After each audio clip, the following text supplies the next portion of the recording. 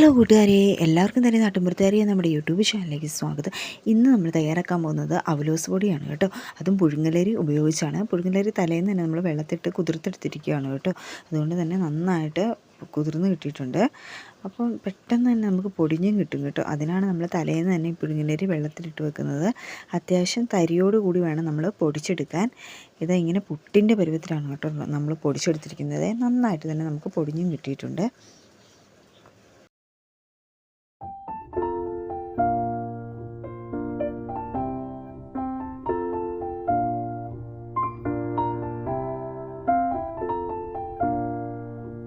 ഏലക്ക എടുത്തിട്ടുണ്ട് കേട്ടോ. ഏകദേശം ഒരു 7 ഏലക്ക എടുത്തിട്ടുണ്ട്.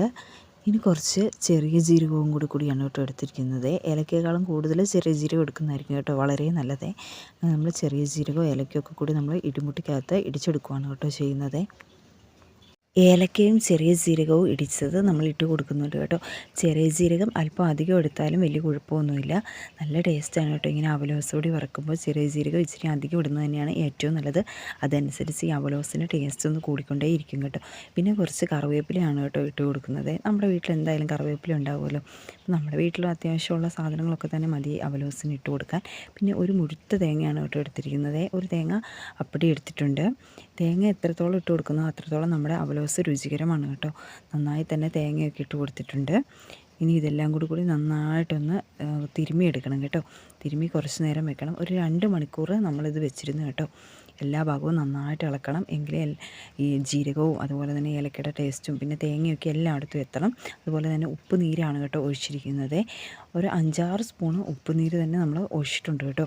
അപ്പോൾ എല്ലാ ഭാഗത്തും നന്നായിട്ട് ഉപ്പൊക്കെ വരുന്ന രീതിയിൽ നന്നായിട്ട് തന്നെ ഇളക്കി കൊടുക്കുന്നുണ്ട് കേട്ടോ. അതിന് ശേഷം ഒരു 2 മണിക്കൂർ നമ്മളിത് അതുപോലെ തന്നെ വെച്ചിട്ടാണ് പിന്നെ വറക്കാൻ വേണ്ടി എടുക്കുന്നത്.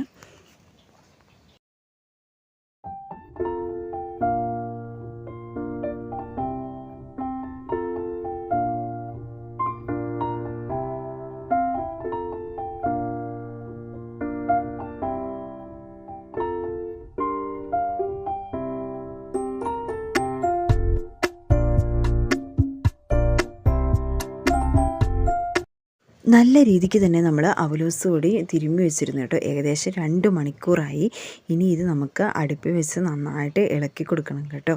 ഇളക്കി കൊടുക്കുമ്പോൾ നന്നായിട്ട് അടി ചേർത്ത് വേണം കേട്ടോ ഇളക്കി കൊടുക്കാൻ. നല്ല രീതിക്ക് നമ്മൾ ഇളക്കി കൊടുക്കണം. എങ്കിലേ എല്ലാ സൈഡും നന്നായിട്ട് മൂത്ത് വരികയുള്ളൂ. നമ്മളിത് വിറകടുപ്പിലാണ് കേട്ടോ തയ്യാറാക്കിയത്. അതുകൊണ്ട് തന്നെ നല്ല തീയുണ്ടായിരുന്നു. അപ്പോൾ തുരുതുരാന്ന് നമ്മൾ ഇളക്കി കൊടുക്കുന്നുണ്ട് കേട്ടോ. അല്ലെങ്കിൽ ഇത് അടി പിടിക്കാനൊക്കെയുള്ള സാധ്യതയുണ്ട്. അപ്പോൾ നല്ലൊരു 4 മണി പലഹാരമൊക്കെ ആയിട്ട് നിങ്ങൾ തീർച്ചയായിട്ടും ഈ അവലോസ് പൊടി ഒന്ന് ട്രൈ ചെയ്ത് നോക്കണം കേട്ടോ.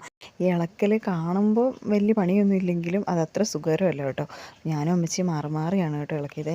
ഈ ഒരു പൊടിയുടെ ഒരു കളർ ചേഞ്ച് നിങ്ങൾ നോക്കിക്കേ. ഇപ്പോൾ ഈ ഒരു പരുവത്തിലായി കേട്ടോ. പക്ഷേ ഇത്രയും പോരാ, കുറച്ചും കൂടെ നല്ല രീതിക്ക് ഈ പൊടി മൂക്കാനുണ്ട് കേട്ടോ. നമ്മൾ ഇടയ്ക്ക് കുറച്ചൊക്കെ എടുത്തിട്ട് ഞാൻ കഴിച്ച് നോക്കി കേട്ടോ. ആയോന്നേ നല്ല കറുമുറാന്ന് നമ്മൾ കടിക്കുമ്പോൾ തോന്നണം. എങ്കിൽ മാത്രമേ ആ അവലോസ് പൊടി നല്ല രീതിയിലാവുള്ളൂ കേട്ടോ. നിങ്ങൾക്ക് വെല്ലമൊക്കെ ചീവിയിട്ട് തിന്നാം. കുട്ടികൾക്കൊക്കെ ഈ അമൃതം പൊടിയൊക്കെ കിട്ടില്ലേ അംഗൻവാടിയിൽ നിന്ന്. അപ്പോൾ ഇങ്ങനെ അവലോസൊക്കെ ഉണ്ടാക്കുന്ന കൂട്ടത്തിൽ ഇതൊക്കെ ഇട്ടിട്ട് കുട്ടികൾക്ക് കൊടുക്കുന്നത് വളരെ നല്ലതായിരിക്കും കേട്ടോ. കുട്ടികളുടെ വെയിറ്റൊക്കെ കൂടാൻ വേണ്ടി വളരെ ഗുണകരമായിരിക്കും ഈ അവലോസ് പൊടിക്കകത്ത് കുറച്ച് അമൃതം പൊടിയൊക്കെ ഇട്ട് കൊടുക്കുന്നത്. അപ്പോൾ ഏറ്റവും നല്ലൊരു പഴയകാല ഒരു പലഹാരം തന്നെയാണ് കേട്ടോ ഈ അവലോസ് ഉണ്ട എന്നൊക്കെ പറയുന്നത്. ഇങ്ങനെ അവലോസ് പൊടി ആക്കിയിട്ട് വെല്ലമൊക്കെ ഉരുക്കി നമ്മൾ അവലോസ് ഉണ്ടയൊക്കെ ഉണ്ടാക്കി കഴിക്കാറില്ലേ. നല്ല ടേസ്റ്റാണ് കേട്ടോ.